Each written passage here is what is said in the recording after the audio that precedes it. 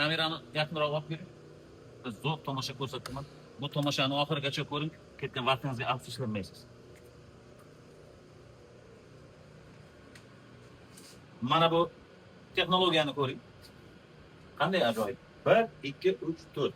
Bu yog'ida ham 4 ta salatbarga yetishtirilyapti. Ilm-fan rivojlangan sari dehqonchilikda ham yangi texnologiyalar tatbiq qilinyapti-da. Biz endi dehqonchilikda gidroponika, aeroponika, akvaponika degan texnologiyalarni ham ko'rdik, bildik. Agar yana boshqa texnologiyalar bo'lsa, uni izohlarda yozib ketasizlar. Lekin mana bu texnologiyani ochig'i men ham o'zim birinchi marta ko'rib turibman. Juda ham ajoyib ekan.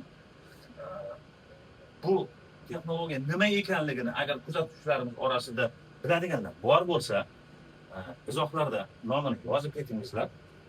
Men esa bu texnologiya haqida batafsil ma'lumotlarni keyingi videoda mutaxassis ishtirokida sizlarga taqdim qilaman.